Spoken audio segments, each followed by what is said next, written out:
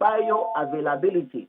Bioavailability ni chere say unu medro ko woni pedua mu a say 100 milligram na ko woni pedua mu a woni liver ni organs ahodo bebre ba gibi nti unya full effect of 100 milligram no one na wonya bia 50 and 60 milligram na sa ni nyina no be koso a your blood no na be carry ni nyina for the receptors and everything na etimi ama edro ni efficacy edro na ho odin no what say ejuma etimi aye ejuma. You need your blood, you need your circulatory system, you need your blood vessels unya akoma no so se be pompe and until damages bia ebasa organs we nyina na de how abati ni person titru damage ni beba na free nuane ayedi na free lifestyles na lack of exercise ahodo na free kese ya ne bebre ya ma ye ni nkwase ye beba ni some of the fat kai send pedia no what the FN adipose tissue adipocyte. These are special tissues omobo modern ahwe say fat bia e brodo wani pedua ni nyina no omo be gigi ni nyina store amaye nti abra ye energy level wo form na ye ni sugar enough e betimi abani amaye energy no then the kidney the liver and special organs this start say omo use this process no to produce glycogenesis not just you energy from the fat na body na stored that no then so how a woman say ye consume fat no be do so bebre pe na afeyenya ectopic fat deposition ebua faso ama na moja ni mu bebre pa cho eno na mpem bebre no eba ekofa fatty liver diseases eba no obrebo no that purpose of production your friend synthesis or produce cholesterol no packaging good to bad and bad or we are wire excretion we hear free body ni mu eti all try to do the excretion no edo so nti na echechere no na ma onya fatty liver diseases grade 1, grade 2, grade 3. In a long term, a cough, hepatitis, enlargement, any problems are it me say a breadborn in a cough back. Kai say, Sabrabona who dimba from one. Senia Nipediano Tony Boas, Sonny Mojano, so me bafom. As I say, a baby again, never call Nipedianimuno.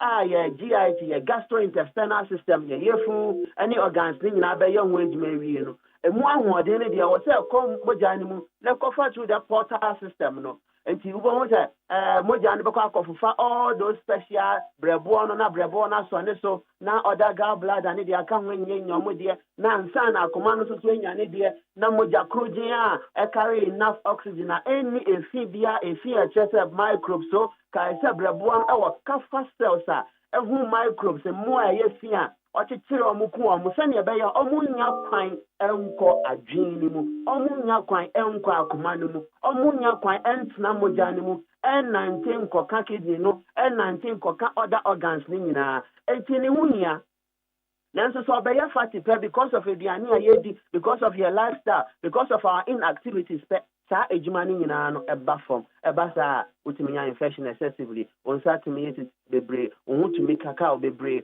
o night me maso enso otimi gina omo bebre ohonam duane nyina atumi honhono mampo efa oni peduane nyina no mum etimi cause empo kra no utiminya problem with adrenal your friend be hepatic encephalopathy na chese adrenal ni brebo no coordination no asesa entinyama bia atimi create another pathway na kwa adrenal mu sa efi timi tina adrenal mu cortisol hormone waste hormone utimi tina body ni mu che kai say no so che body ni mu a constricted blood vessels no my blood vessels ni narrowed into a akoma no bo excessively akoma no so bo bebre pushy on the blood vessels no say walls no of the blood vessels damages to the blood vessels no so increase chances of problem with nerves increase chances of problem with akumano increase chances of problem with kidney cry because moja was a kidney ni ya kidney no so here moja bebre and so circulation na a problem because blood vessels niya damages are exposed to infections any other stasis ni turbulence building up circulation by your how or 90 me hono when na your how problem ekofa ebati through your brebo no it is if we see body rule say senya brebo na adwuma no edoso no ma na ho de mafom abrebia no Kenya ni tissues no Kenya ni hepatocytes no Kenya ni immune cells no kafa cells natural killer cells the L lymphocytes the B lymphocytes Kenya homo na satellites ahodo a wo so multimedi hwehwe fi no ma ye na ma efiant na oni pedia no mesrel efi che woni pedia no mu a etimi cell blood vessels no etimi cell circulation etimi say adwen no etimi say organs ahodo a woni pedua no mu nyina efini free biane ayedi efini free your lifestyle me no nyina your lifestyle no anajo ayedidi late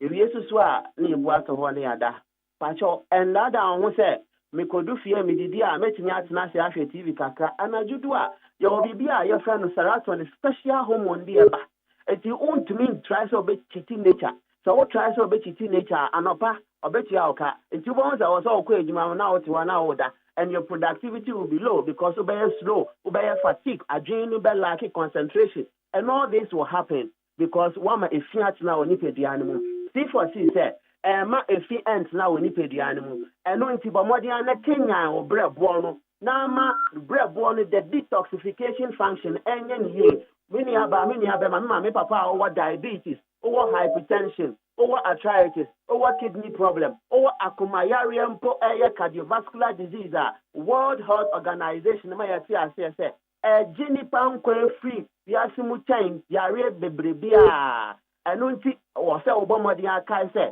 brebo no e that drug metabolism function nti edura wanuma masebi why working pharmacy odon sabo ho kra otimi hu okata weni a otimi hu eduro bi adin eduro no fa so kra otimi hu ni din because of opewa pomudin ti be pa cho so opewa pomudin dia chaweni na hwe wo brebo no na Kenya wo brebo na brebo no ntimi produce enough of nitric oxide a vasodilator ebeboa ebie blood vessels nimu ama akoma no so ato ne bo ase abo ofa wondro no na brebo no so yes ejuma ne ma na afa the ability of akoma no say be push blood no aye safe na if clearance bia koso e blood vessels say cholesterol say waste say bibia o blood vessels nimu nyina no etimi a clear na moja na etimi circulate freely na nkwa nkofo how bia ametna ni pedia no so mesel o kidney o liver o nerves wakoma nini na dan with circulatory system na circulatory system no so mpodie ye akola kutwa kra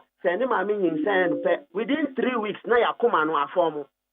That tells you how important yakoma your blood vessels and na moja na we ni pedia no eye ma ni pedia no entimesel abribia no make sure say with circulation improve mild exercise baby wow na ma Kenya organs no me can edro ni dia na me can C4C liver to amount adumni C4C were all over Ghana and to some extent some parts of Europe edro was so liver to na dia bagano so dia mesel if I chose say unya bi dia na wa ka chire but modern na me no dey komo wi a fa number in the place you order baby a wo bia no ya be free delivery at the amount na wa qualify for that special promo aye no say if auto one bottle per more than one bottle, obenya special discount on it. Pacho running to the end of this week and to take advantage. Na fresh, na place to order. Near Fambro, na kai biom say, C4C, Cape Coast, Green Hill, opposite Addison Square Garden. Aguna order bensi your branch kesi power ho. Central region Ashanti region so Joso kwa Mujachi Junction. Your hopa Western region so itira kwanye ira kra ho. Accra there you Denta SDA Junction. If I show branches ni na ejuma from Monday ekosi Saturday start ejuma 7 a.m. on the dot to 5 p.m. And it message say for number na fresh. Now make I say your treatment plan no holistic. Your baseline investigation, your share organs ni be asimatoni bibia wo ye ansana your Kenya independent with natural homeopathic remedy ni amount diet plan ni exercise I hold on so ebeboa me pacho for number 050 00 40 331 050 00 40 331 and 050 00 40 328 050 00 40 328. C4C Liver Specialist Hospital, ya se obrebo eye wonkwa enti kai na hye so na kai se ya GL drone di agi treatment plans di tina abribi ya ka se once treated forever treated ma Jerry anopen so me dance bebre no mre nyankopon enka ho pamfo ene obi a oni ne bedi nkomo ne na ondo me ya ochina so ahoden mu bye bye. Yeda said Dr. George Siama or your medical director, the Massive Fossey Homeopathic Hospital. On any no 18 common. High need 100.9. Ghana Montie.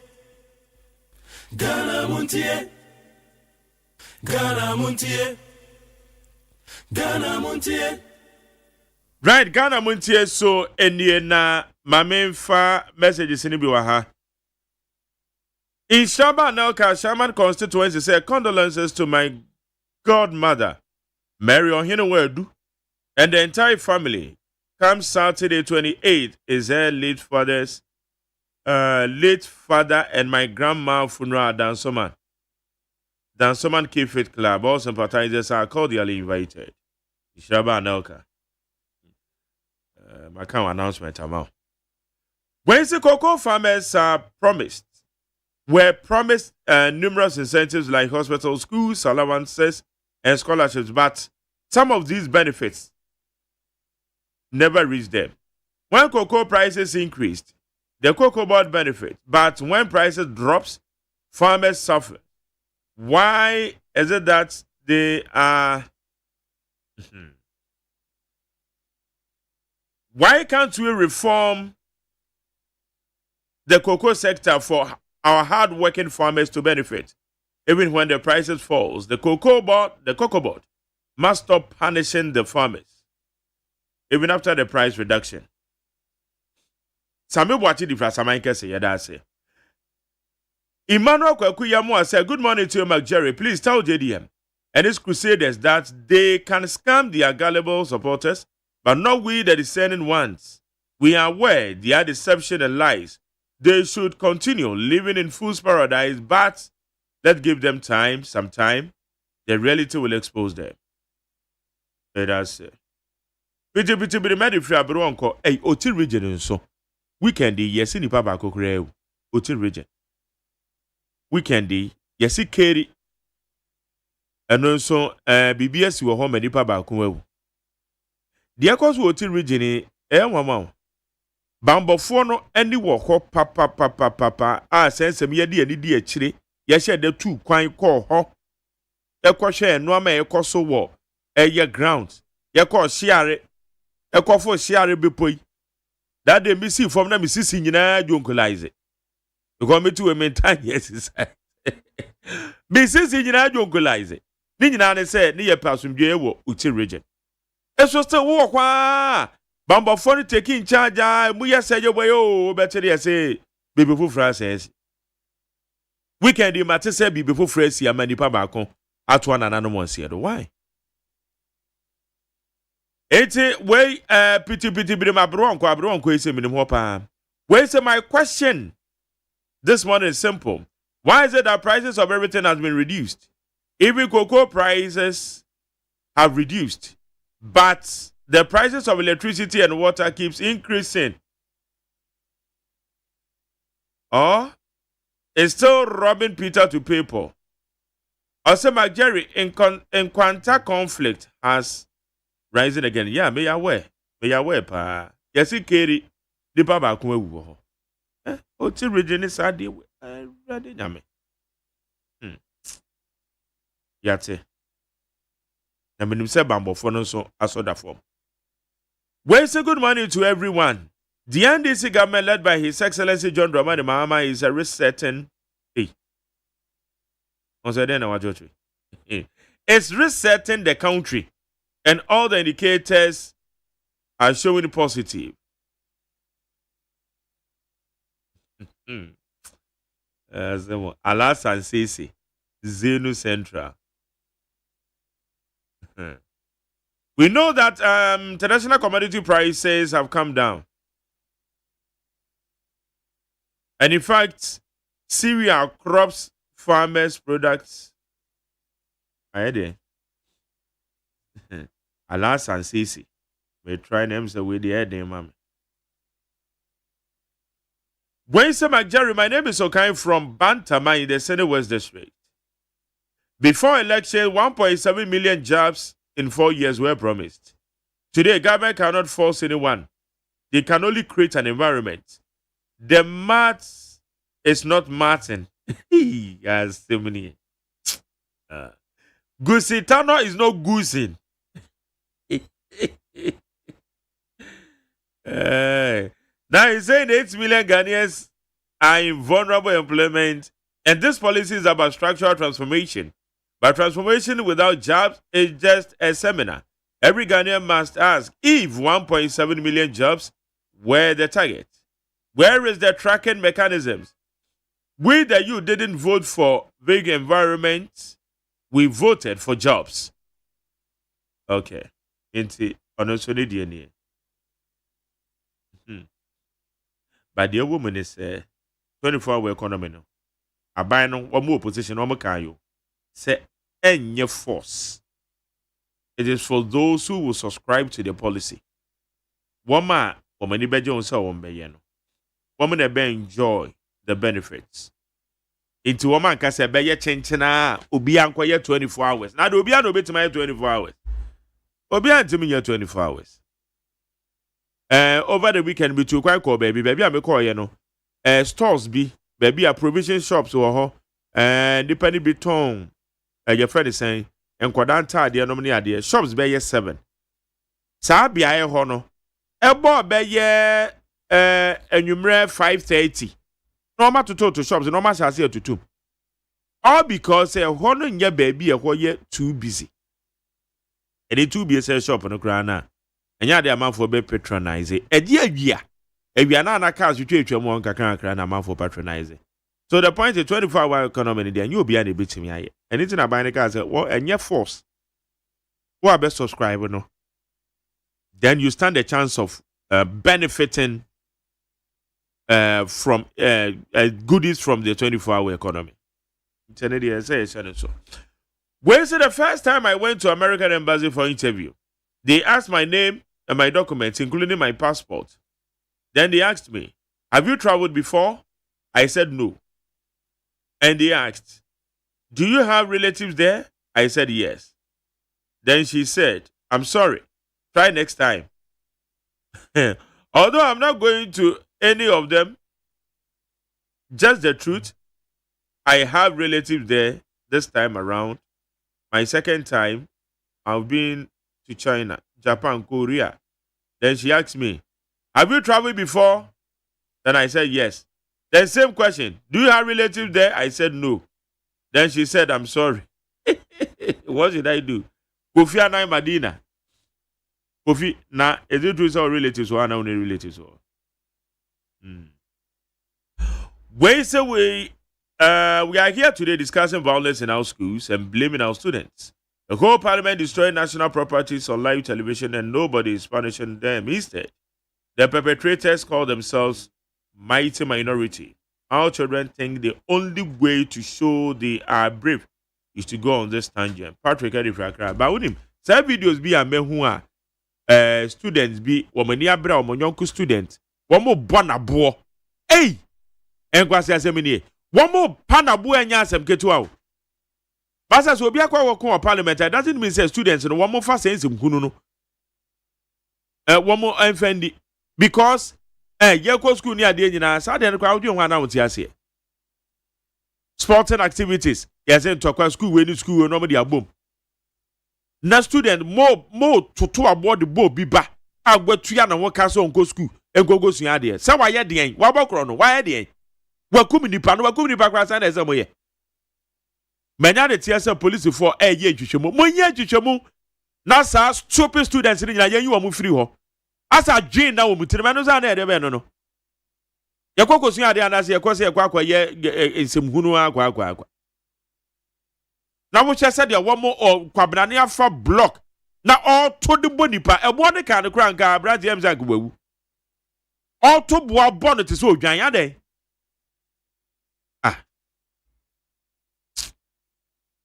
Police force omo ye hwehwem omo ye hwehwem pa amfa omo ye hwehwem fa. When say good morning to Jerry, please tell Akosia to take her time. And let Kwamina to talk one at a time. Bright boy, headed for Israel or Menava. Akosia the sound of Brennan and Yabre Power. When say I take Kwamina Maful electricity meter is faulty. Because I'm staying in my own 4-bedroom Akaswa nurses, and has provision store with 2 fridges and spend 380 cedis for a month. Or maybe Kwabena is running commercial business. Kwabena on your yeah. Also, 1,000 cedis. Now what you be at? Hey, now what if you now what you be a wood to electricity 1,000? Hey, hey. Electricity 1,000 cedis. Bosome. How? Now oh Bob Ranako anymore now Bob Ranako. And then now use and now what your internet has a bosome of 4,000. 4,000 bosome. Hey. Ghana Montie. Ghana Montie. Ghana Montie. Ghana Montie. Ghana Montie. Ghana Montie. Na mansanya so. Adawro Kofi Aman homene so ejiji tonton sansan e wo need 100.9 FM. Ghana Montie. Ghana Montie. Ghana Montie. Ghana Montie. Ghana Montie. Ghana Montie. Na mansanya so. Adawro Kofi Aman homene so ejiji tonton sansan e wo need 100.9 FM. Dr. Casalato Force Negotia Customs, no, or the same with the Tuja. Yente Samaka.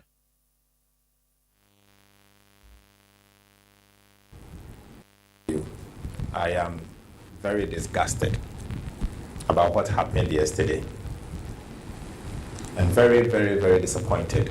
I say this because, you see, if you have a country with such magnitude of development challenge, where unemployment is high, up to date, school children are studying under trees, where we struggle to fund free senior high school, where basic amenities, even at certain hospitals, are a challenge, and you see revenue leakage of such magnitude, you get disappointed. And it's coming from customs. I will say it as it is. What happened yesterday was nothing short of organized crime. It's a group of citizens coming together to dupe a country. Ghana Montie. Ghana Montie. Ghana Montie. Ghana Montie. Dr. Ato Force and I in the Yabere Wahono. On the customs phone is here. Na niane ekoso no na ehadwen enu nti eno no muhia ya o expressing the sentiment ama customs for na hu say the ekoso na ntwaye say tax evasion of 85 million Ghana cedis. 85 million Ghana cedis involving about 18 trucks. Yes, you mutu obo no mache. 18 trucks. Utumu say na hadwe. And for that matter, no. A idea.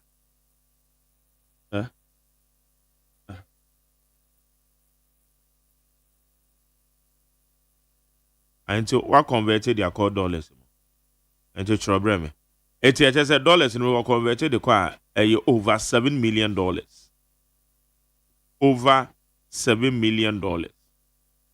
As over $7 million, no. And only yet, Sika, it said, Yashre. Yashre, as on mine. Yes, basic. Yes, we are near basic. Na yet na ho. Ye hemfo a. Dollar rate, you know, so we checking a 10.992. Said the Bank of Ghana, we interbank exchange rate, you know. That's just a would come more. $7,732,897. $7,782,897. We finds in a good chain of saying yes, $732,000 and a grand yes, Kaketwa.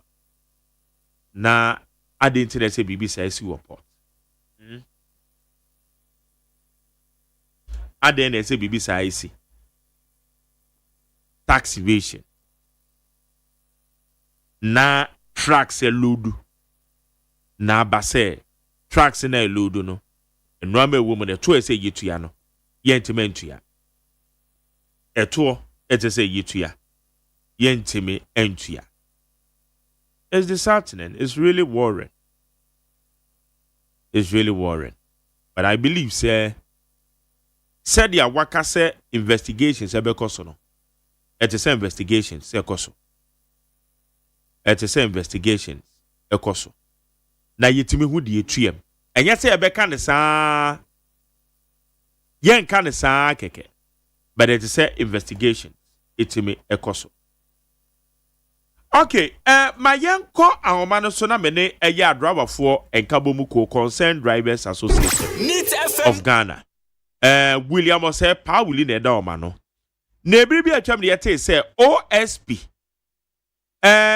oil marketing companies wo ma bie filling station see. Oil bi a ana omo from ngono ebi ekoba say wo say premix. One more diverted the Kofremu nomini ade OSP yese or ye ntwitwemu de afa ho. Na driver for ebisa se ntwitwemu no akosi sen. Ana se sa companies no wamugo so ye adwuma. Pauli mache. Me so. Etese anopay. Nyangopo adom se anopay de yeguso ye na adwuma na. Asemu ye atwen be se jama. Wan wutini. Engineer, and answer when they say, send him up to Endina. And you bear demonstration against your banner, son of a friend. Na mote ne saying, and na more drive for no Shishoma OSP saw you know. A dear feedback in a more. Share statement after the song. Page 43 nature say, OSP, a finding OMC Funa, Umudi, Ghana for, and Yabrasema no one about $8 million yes, at the Amakabano. And this is our final one there. Now, I'm ready and no one HSA. Take off from yes, I'm on your Jumabio. Mike, I see a Jum Lances if you want some. Safricra, the infantry muscle. As a max, they say, well, winning. Usumi, you know, Musumi and Sunday. I was so kind of my yachtron. People from what say, the yes, Kakako to inching. Now, what about the term? That's a OMC free bit me after fuel, maybe say and cast engines in India. Now you won't say, Opi, a deep one for cocaine. Now you're China, you do cocaine from my son in the Panatum. Young grabber for your question when you might check. And did not any can you not casacra than you see OSP, your bonabasso. So one first and your mayor ma, and Casa which you never say because you are come. You done nothing. The moment now see MP and you can conflict in our land. When we are 16, company 16 are. Meba, my main kind is page 42 net here for no NTA. 42-43. I said diversion of petroleum products. Said the IT, you know. The office is investigating suspended corruption and corruption-related offenses in respect of suspended diversion of condensate products lifted from the Ghana gas plant at Atuabo, intended for delivery at the Tamoyo refinery in 2024 by Maranatha Oil Services by the use of 5 vehicles registered to RBA Goodness Enterprise. The office is also investigating suspected diversion of marine gas, marine gas, oil, and gas oil products that were lifted in 2023 and 2024 by the following entities: Big Energy Waha, Energetic Petroleum, Goodness Energy, Jet Petroleum, Kabori Oil, Laclem Ghana, Max Energy, Muari Oil Company, N3, Nagami Ghana Limited, Ongzima Company, I'm the companies and a Petro Sankofa, Plus Energy, Quantum Petroleum, Sote Energy, and a Westport Petroleum. It's now 43, no? I don't know how to find one. No? I can Page 43. It's 43. Okay. So we share The page 44 number and now page 43. Or say page 43 a minerals income investment fund. Mark. Because we know the minimum say OSP yen chichemu dia fa omo ho. It's a yes, I find you more. Mark, you find home. The story in na won't mean kana. You find home. Me can say some document here na da many. Said there will be a na da many. Page 43. You find home sika. E di ama ba no. Ba na dia tum say ama san krofo no ama mo nkwan say won san yadwuma. Eno na yen ti ase. But say wo ba ye den what is ase mu ase.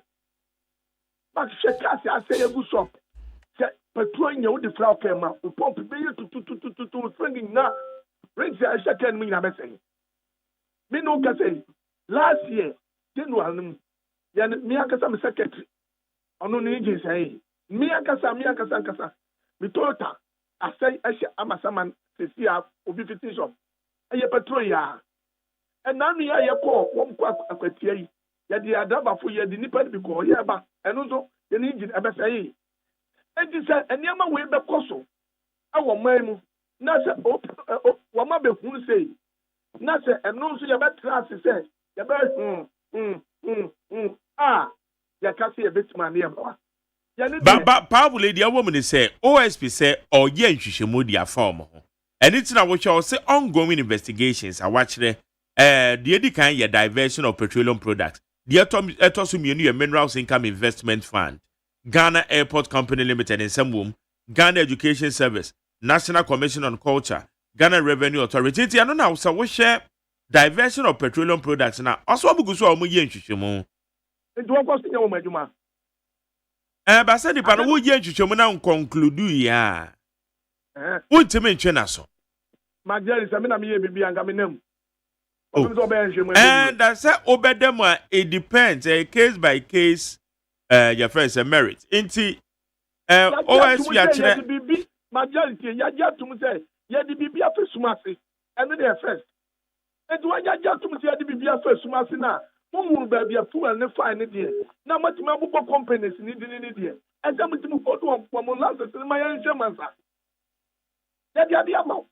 As a Fadi and I didn't want to do the first month after I had the answer. And didn't go for my Masia. And then after my dear, and the person who I saw what woman much more. It's a moment suggest to say, Sa companies we no mono, and Naguamo Fatabon to Mudu so, MPN sees a one by Yajuma own. 100%. Okay. And then no say, I don't know for the ending of Bobono. And the only statement the by a sea and the problem of Mabano. Sabana may have rooms to transfer the best on also because the one who's one year you may one wearing a drabafo. Okay. And the answer is MP boss. Your best reno. In your dear second check. I do it from 3 years or 4 years. And the drabafo brother, the people not no cafe. It's not just a penny for now. You show Musa 1 year to my man. And then 1 year that way another drabafo. Okay. So what 20 18,000. Now we talk petrol. Here they near person amount. What the same mile pump line? What the show mile process and Yajuma? Over here to the proximate process approx. What's the way no process our care who may reach the balance of it. All right. Okay, Pauli, you be follow side any address companies and their number because OSP do also go or yen you found. See. Yeah, the anybody actually. Or finding one on any amount is here within 30 minutes time. Mate. All right. Higher needs 100.9. A concerned drivers association of Ghana. Paulian and Crawford almost say you should be a air course of us for diversion. Be a yes, a premise near the fra from Noa.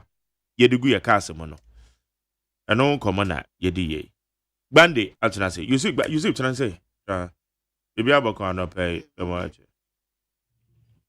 Macho bibi aboko. Yankopon de wama yankon na NDC fo ne mi ayekon. NDC fo mi amokon. E na wote he. Obi mi akon na ate. She that's one kwem de empower. Okay, you see ma yan hwe nsem a eda yapono so ayehwe. Edi kan tracks national security architecture ne chie more mine your boka and sika na yahwere 85 million Ghana cedis. Dr. Kaslato Forsen and Yabere pass one more establish investigative process. Say bit me ama yehu fine crass idea we fast. Inti and also yeshe na yabisem say abanesano, what do we do? Because as all mine they hear sika na yede aya na ekobase sika no first abo akwanya. The investigative process no e dey na yehwe free mu 24-hour economy o man panyin o de nsa hyase. Na ya lenkeno to utilities.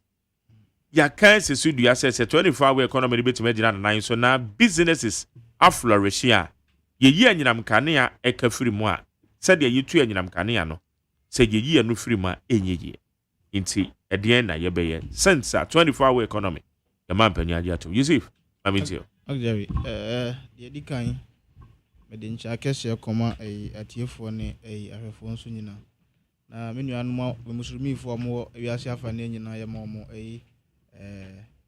akom trepa se ya danyankopon asese oda so ama ya tinkwam odu sam pempen so yi enti se nyame ya adom na se sam pempen so da so wonkwam a na odo ho ahya akom tre ne mu bi na ensura bi a wo sa abusumi nyina mu na wonso wanya bi na me sa de nchia kese akoma me mpenyimfo a wo TV region nyina chairman Castro Hinkra regional chairman Ivan Zapano na ye mpenyimfo no Sezi Bonimu current youth organizer Prince Amano nimu na Nabudu nimu afewa omwaje mi agenda ne atum no medamase se unu aketua abrani bre nyina mmom yakonya se nsima nemu adwuma no de bekoso ani aye.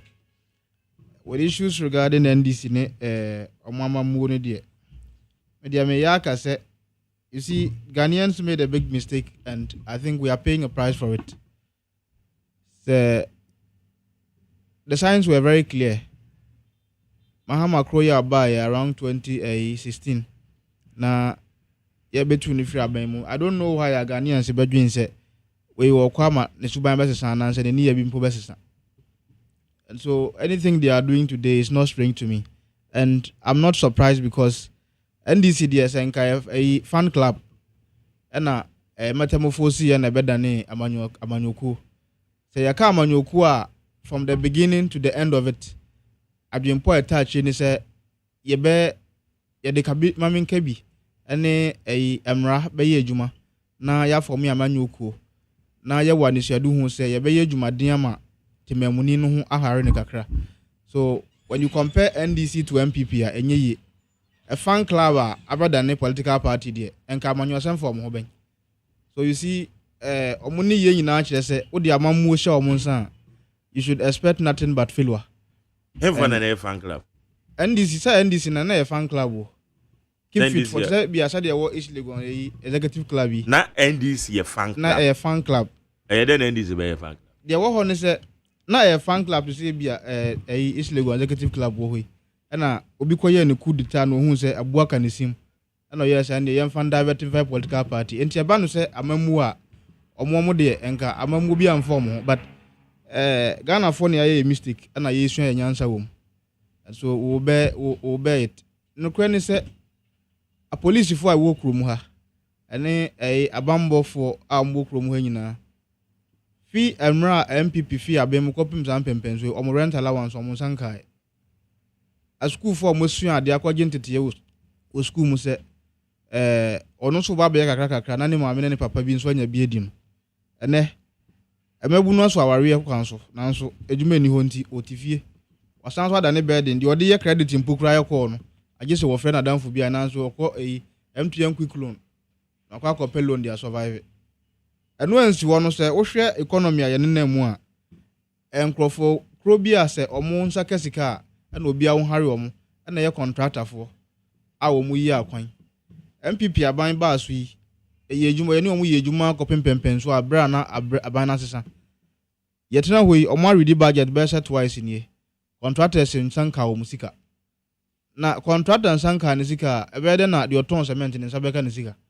Ebede na de oton iron rod anansa de oye mason ni and asel bender ne sabeka ne sika enti omo we told them that governance is not about rhetoric so enye kasa tintin ya de shawo nsa wi a na ebe hu se adwuma no ni mananse unim enti pempenso de se de ayeko ye nananom akuafo omo twadwadwo em se week ya na omo ba ankran se omo ba be share agric minister sisi ade be yi anka ye peche mba ho bi mo omo ankran ha de nyina ye ntena ha obi ade ne fa ne ho anka sampo na ye openi rand ya bi na anka sam opem sam pempenso emi hu se watu ana mu bi a kire se enkonya ya obekọ na oni akuafo no akoye engagement na ebia omoboso asema ye hia wo mo no omo aka osi akra mum na wo grant press conferences omu obi a ofu obi anya hwe anyam nwanwa so wo kọ home pokura no akonwa ya de roba ahye na wo de kọ efuo no mekura akuafo de omo nya bi a enye yi esi akua ni pe paracetamol mpo ato agye so wo frɛ abusuani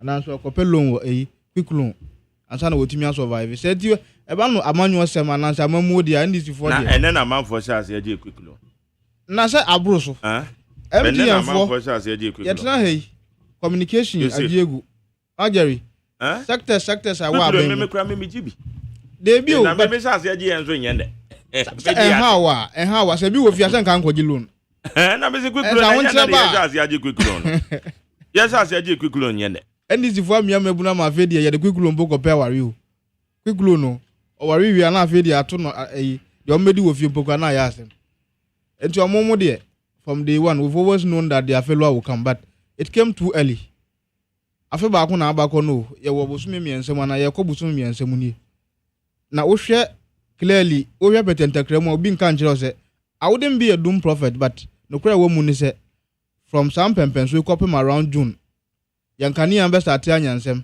ye ka sei ene amanfo da su mu ma de chinye it started somewhere around last month energy minister okrom ha obi a ma obi update bia yemfa 1 megawatt impo meka electricity ye won hu na mum because they have got so many MPs that do not have any use in parliament sisi ade omu ye ni se ye light kakra na ho no mu hwehwi ko enkurase na e de load beka de won hu afia omudi bi beka ho de omumfa hwe nka ho enti enche na ye light ho asem aba asem secondly your institutions I was almost strengthen ebini loopholes ya na wo ka ho asem mo porti omatena ho de bibia ya manyo asem na afia de technocrats no ene civilians na mafa adwuma mu no omo bo man no kro no bibi to support and habo e ho de dream ankasa electricity was him for na mafa adwuma ma omo bo man no you see what they do is that everybody has tagged the politician as a corrupt person. And today I find the Juma say who now in charge of logistics, who now in charge of tax clearance na they don't know. Onu sha manuoni nature no obo man no kro no. You see, say what trace san nyoma we ko do ha. Ebe wi ase no ye nyina tia na ECG case ba ya. Na omo eyen hwehwemu yi. The people whose names were even popping up no.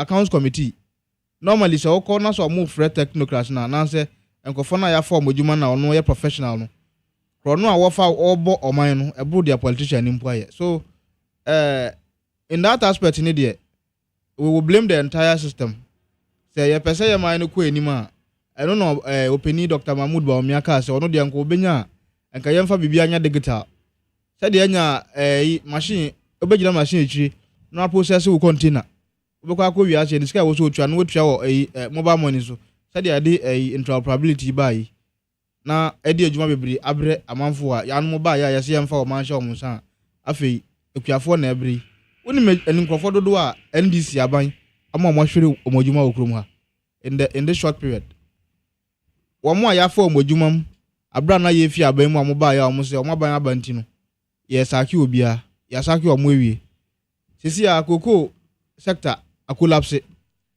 se koko okuani no befa obi amana ko sprayer ene koko okuya no esineti asenti de obo spray no nadwuma abon de ye loading boy ya goto koko a beans no no loading no ene koko okuya no enko enti ono nadwuma abon okuani na nkasa na okuta nafuo no sesi ade obedi mpo kra ya asem ena ne ba ewo school fees kwa befa so atua ene ya dada o mo se first year ye ba mo first year school fees ndi ebetua na mmom mo pa no koko na ya de abre ya se nto no de ya je sika no nya dia mo nsa beka ne na akachina musa nso ya ye beka akoto Land Cruiser na ya to pick up afoforo sika ben na omusa nkan ne wehu ya so fi mu me ba that's how you can enter sir it's all guy so no kwa why not sika omusa nkan ne omusa nkan ochina what we kwa ban release about 1.855 million back 235 million back just last 2 weeks and last week anyo mo no mo share boss omo wo mo tua nwie de ba why not say wo san kesi kan dem wo san kesi coach anya ko ya no mo share wo boss omo ba omo de ya de yem pega na kwase so ate it what do we do Magari no kwa wo mu ni se wo kan sa abre na world market na esen ekuro da na ho hu na wanje antum se ekuro da na ho a untumi nya ho aduro da de wase nyina agitum ni se nkrofo ya feli eba na mamu a omo de omo ne amamu oni asembia na manyo okwa no de ba abre ne bre bia no ye pese MPP mo de mba ma mfie leader oh no kwa wo no se mo ye magana mabudi nyina nya adwuma ye se obi aba obebo mo de adwuma ye nti mo mfie dia ya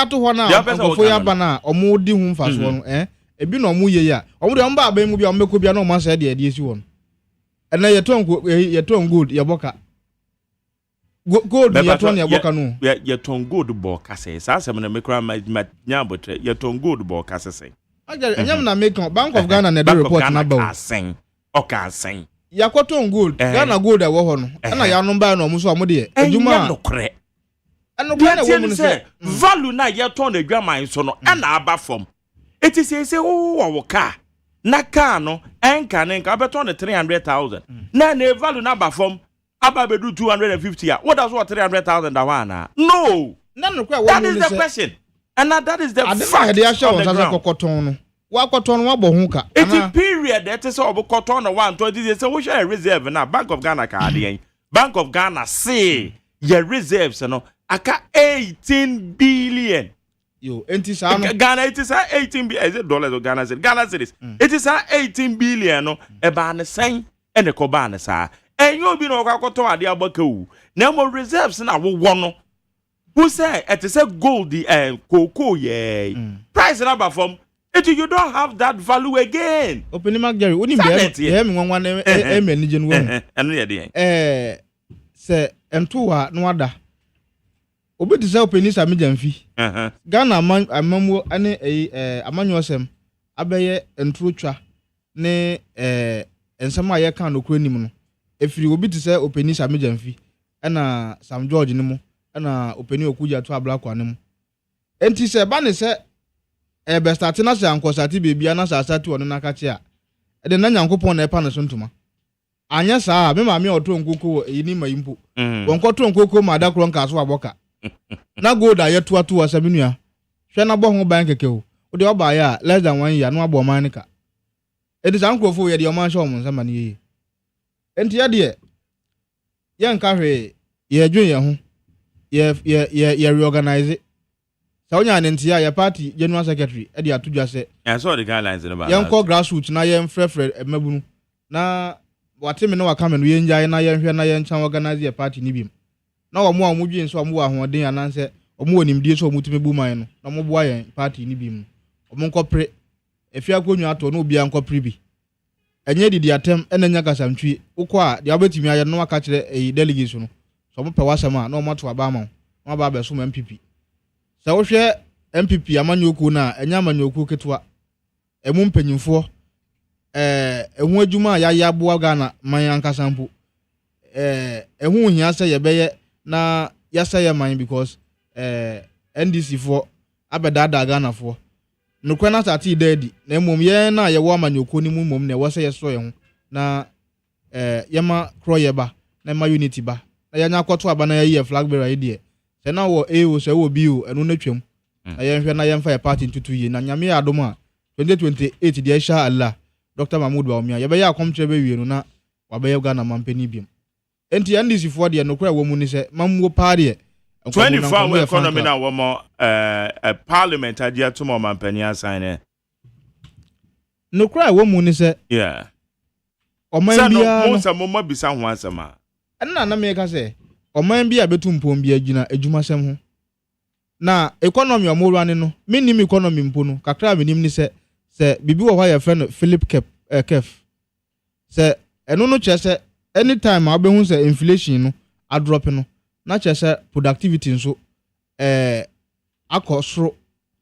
na to the extent say one hwe ya manfo behwe omojuma because when companies produce more than it is needed na after their price for ma na che say emebu no behwe omojuma enti if I won't be a doom prophet in soon time better 3 months 4 months time no economy and NDC for running na che say emebu no bebre na better atia saki omojuma because inflation is down and you know it say inflation for ma na che say ejuma sem ebe ya asem enti mu na mo promise ye samu de mo ba emebu no benya ejuma ye enti ejuma kakra ye wo ho na ye dandan ne kakra no mo de mo be no 24 hour economy na emebu no a omo ye ejuma one shift bia no ye nya 3 afim enei 24 hour no anya amaso so no kakra ye sanso wo ho no omo san tete no basa ne sere Parliament age authority bill na toma omampani assign wahu ebi no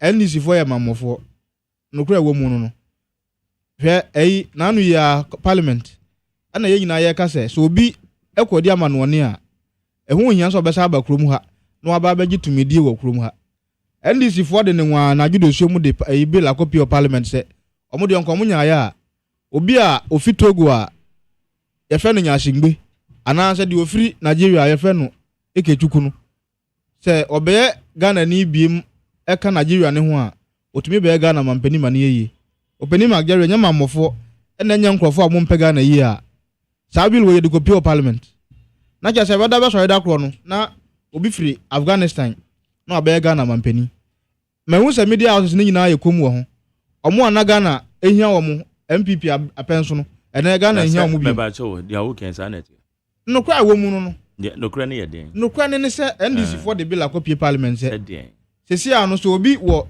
enkrata wo UK so ye citizen wo UK a no so san ya Ghana na yanyintum no ntumi ni mampani wo Ghana ahiya wo ano ne ye friend dual citizenship na I said ya wo chirechire mu ne de e je sa kwa say no kwa wo mu na me kan yes Ghana ni so wo kuta dual citizenship utimi nya de bia bi wo Ghana ha ma ne ye na wo nyansa bia de beboa okay enti ano na wo me de akona de wo me de bia yamfa na se me de mente brofo yi wo de wo nte brofo kra na ye de ba ye twi ni mu a wo ya Ghana ni na wo san kuta nkrata se wo ye oman fufuru bi su ni no na je se nipa no wo ya dual citizenship na je se ukuta oman mienu etumi krata enya sa pepepe enti se ukuta oman mienu hutumi krata wo ye Ghana ni na NDC for se benya ba mumpo a NDC for kire se wo sa nipa kro no utumi di tumi bia wo krom ha e ma ne yi o man ka se mampani nka ho enti sa me ka se onipa ne bedi mampani a entro a wo mu de wo he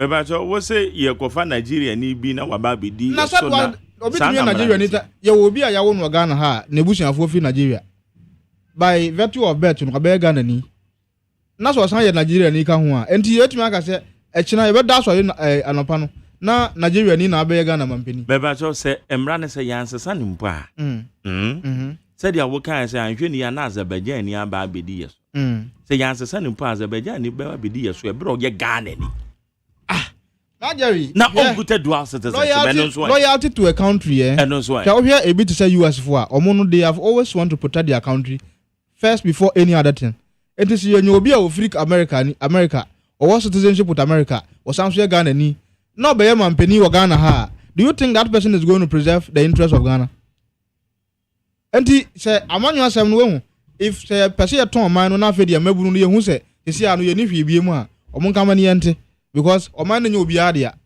Ghana ye nyina ade a enti say sia kwan we no person mo de fa so de a de enu a enya no ene say enya ye beka ho asem enti omo de omo nkoso a na bo sha omo she Ghana fo no omo nkoso a no mo fa wanwan enya me pa se Ghana fo amu atan a dam kwama obi a obo ewiase bo osoro no obebu atan na obi a enyuma se de tie na obebu hu atan.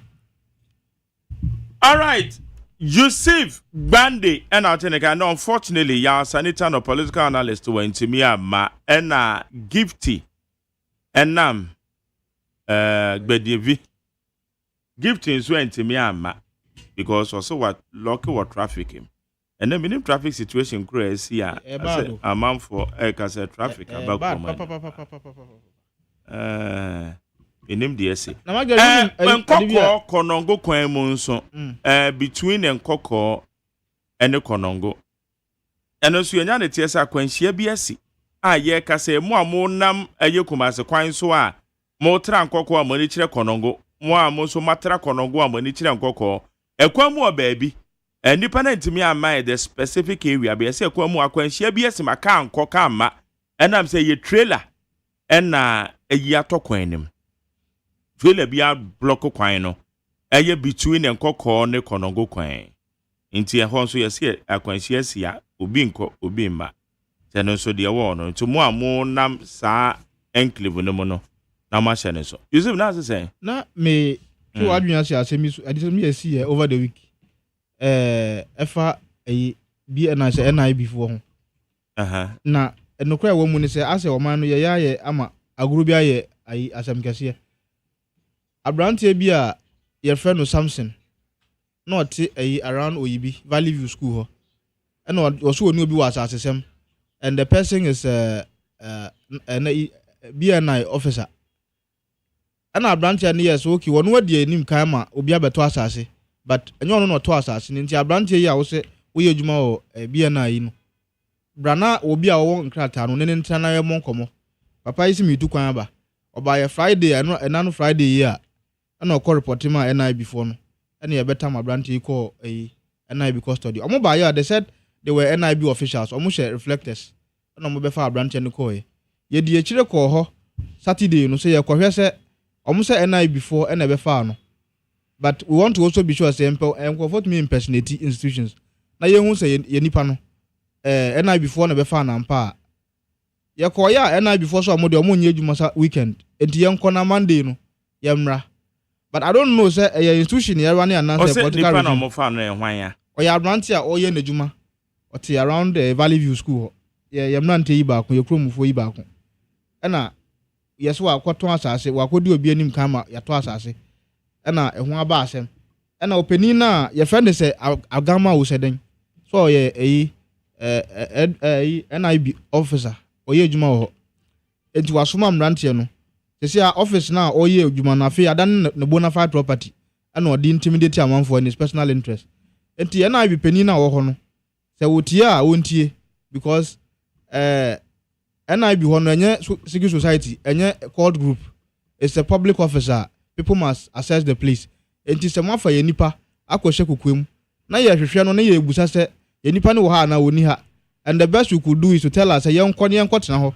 Na Monday no ye mra na se yaba Monday no na se muka se enya NI before na be fa ye nipa no na emom afoforo na be fa no na se ye de ne dem ananse ye ne bibia eno no se ye camera man ye wo krom ha unka man ye ntie because it is becoming quite too much.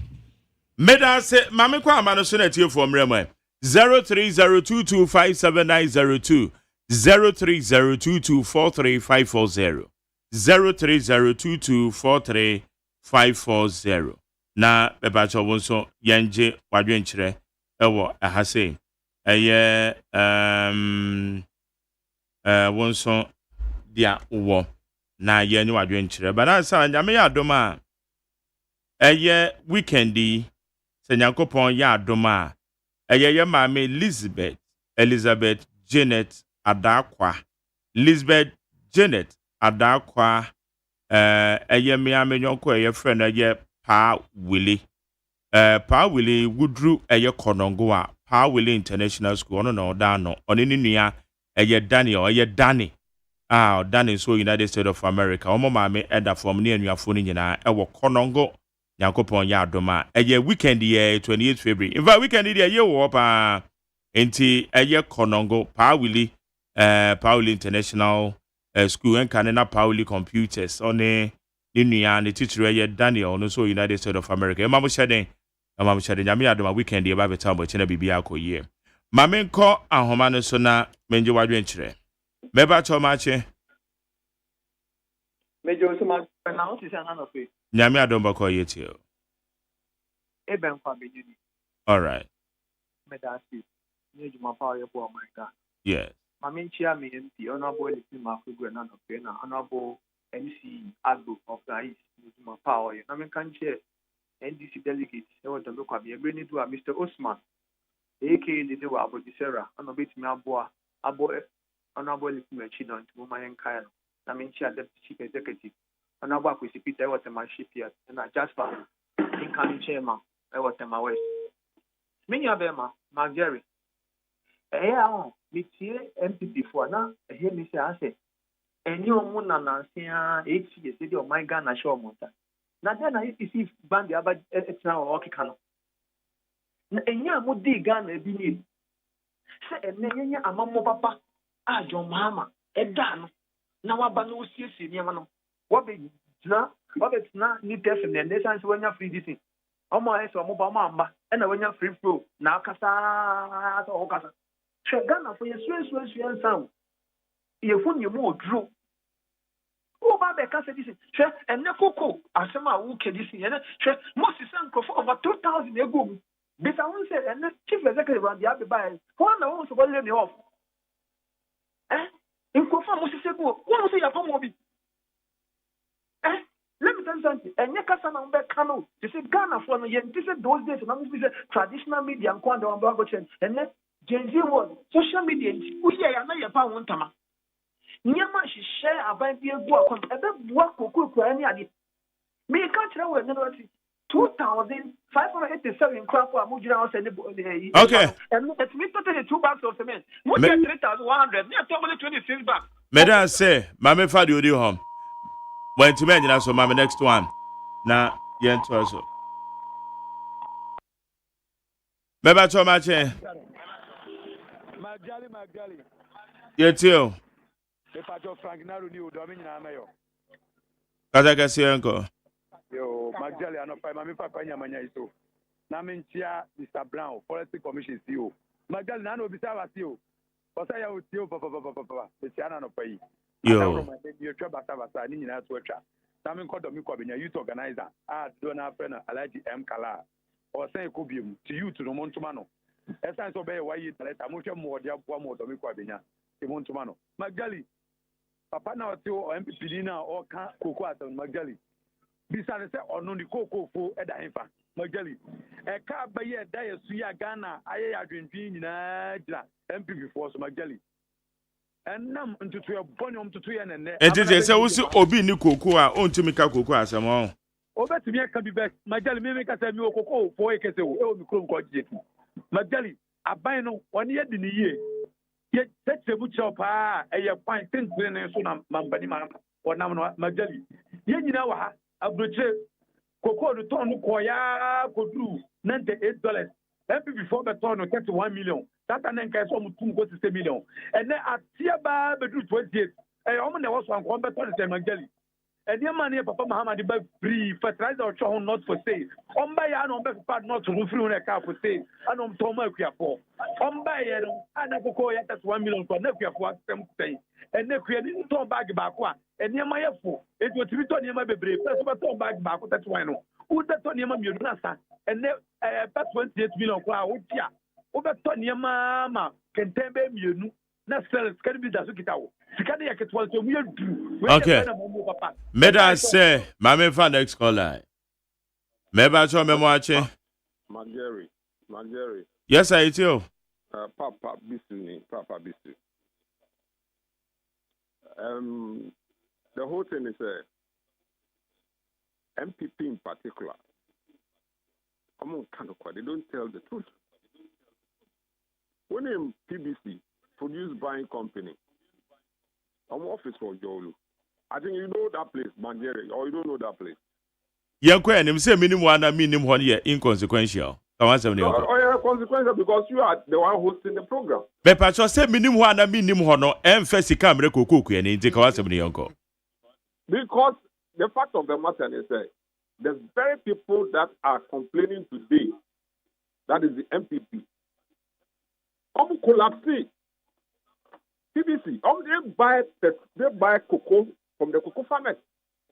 That's a government agency that buys cocoa from the cocoa farmers.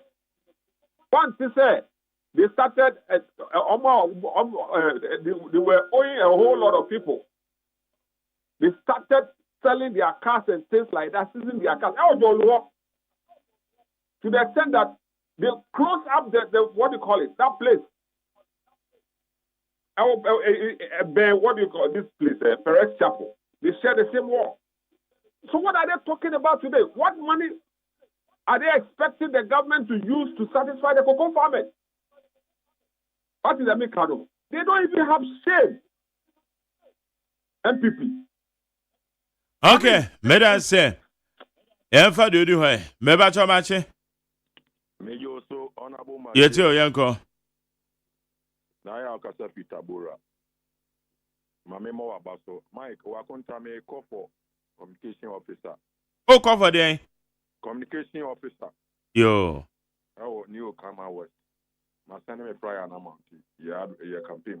One send it, your mammy, oh, send it the end and the brand and mine. Ebeba. Mamentia, Ira, I drink a your word. Na mentia me mano how come say. Na mentia abotre Dr. Mahmoud Bamia and the Ira just from Pokudu. I'm a champion for papa. Ira Collins near Masonetian. Mike, Uti NDC for Casamoa. Now to Mr. Agudi, Agudi or Maniso. Now, I throw now Omukadi Beji power. And now Mutua dead, and then one papa this year never done it to their color. Message so obey you man or blood them a Jumano. Why? I almost so. Mike, no opposition. Now we say Coco for bonus, Oberto Coco 60 billion. Now we say word market, and you want auto Coco now, word market net Coco. It's a man now we share on now we say the word market. It's NDC for no atro and no mutual power, and no one to come back to watch it. And then Mugabe, what and the old soup. Some is a 20 year or also say any time who the echo. And your mamma, and yet, Missy, almost men and another Kukuado. No man does come with me, not that only a woman answer. Because and you may cost you know, and then who send this near, I send back on $Kayate. Yatipa Crusoe. $30, Yatipa Crusoe.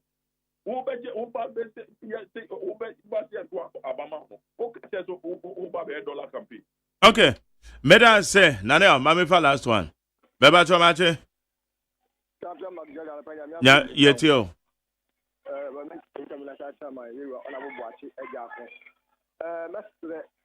Mama say, summer, I can afford already 2 minutes, and yet, summer and the old dismal. Many of us are most mobile 24-hour economy air, but I'm a dollar for family and I one year near Chile, 24-hour economy drum, you know, Magdalene, Coco, Tata Magdalene, and the better Coyaso, you look for the Bible. Coco, I confirm now, so abandonment in this class America for them. Number to go for the master swat. The market, I don't know, Kram Coco, Mutiri, being checked for the car. Those who want to, and then Oko Sampa, any some, any Asampanaya, a pre-formed room, Coco, to Aquaton, to go to go class on top of Summer.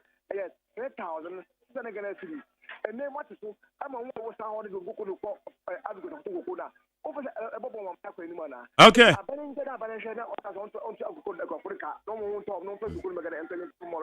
Meda say Amakom. A Hana made you made in YDC and Naya Joada, the first edition. Ewo eye na watch mo.